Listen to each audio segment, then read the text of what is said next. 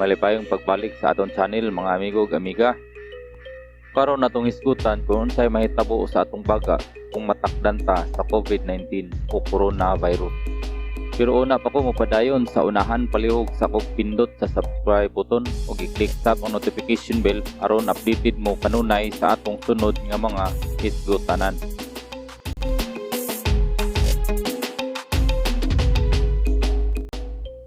Siguro kitang tanan kabalo na ta unsa ning coronavirus. Pero sakdi lang, isgutan lang nato gamay. Kini ang SARS-CoV-2 o sa English pa, Severe Acute Respiratory Syndrome Coronavirus 2. Itawag siya SARS-CoV-2 tungod kay naanay SARS-CoV-1 niadtong 2003. Nga pareha ra gihapon og ginapunteriya nga mao ang baga sa mga hayop ug sa mga tao. Gitawag siya coronavirus tungod kay naay gagmay nga mga spike nga nakapalibot sa virus nga murag corona. Ug gitawag siya COVID-19 short sa Coronavirus Disease 2019. Ug gitawag sab siya novel tungod kay ang buot pasabot sa novel bag-o nga klase nga virus. Unsay mahitabo sa baga sa tao kung matakdan siya sa COVID-19? Naay tulo ka paagi kung unsa matakdan ang tao. Una, pinaagi sa mga butang nga nakontamina sa virus, sama sa mga doorknob, mga gunitanan sa eskalator, ubisan gani ang kwarta, ug uban pang mga butang nga pwede kapuy-an sa virus. Ikaduha, posible sab nga makuha nato pinaagi sa mga hilaw nga pagkaon o mali nga pag-andam niini. Ikatulo, mao ang direct contact sa tao nga naay COVID-19. Pinaagi sa pag-ubo, paghatsing, ug bisan gani ang pag-istorya. Ang coronavirus nanginahanglan kini og living organism nga ilang kapuy-an aron sila mabuhi ug makapadaghan sama sa mga hayop ug mga tao. Naay upat ka mga major parts ang coronavirus. Una, ang RNA diin nakatago ang mga genetic information sa ilang pagpadaghan. Ikaduha, ang protein envelope nga nagprotekta sa genetic material. Ikatulo, mao ang hemagglutinin esterase nga mao ang hinungdan nganong makasulod sila sa cell. Ug ang ikaapat, mao ang corona o spike. Kasagaran sa mga virus, ginagamit nila ang ilang mga spike nga susi aron makatakod sila sa himtog ng mga cell sa mga hayop ug mga tao. Once nga moistorya umuubo o muhatsing ang usa ka tawo nga naay virus nga wala magtapong sa iyang baba, naay gagmay nga mga droplets nga kontaminado sa virus nga mosabay sa hangin. Ug kung kani nga hangin nga naay droplets maginhawa nato, mosulod kini sa atong ilong padulong sa atong baga. Once nga naa na sa atong lawas ang virus, magtugod kini og padaghan pinaagi sa ilang spike.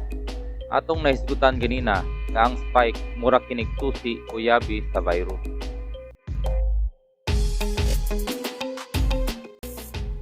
Sa dihang makakonik na ang virus sa iyang spike sa protein receptor, musulod kini sa cell ug magtugod kini og pang-hijack sa genetic material ug dali ra kaayo ang pagmaniobra sa virus nga makatakod ug maghimo og daghan pang copy nga pareha sa iyaha nga virus. Karon, unsa may mahitabo sa atong baga kung naanay virus nga makasulod?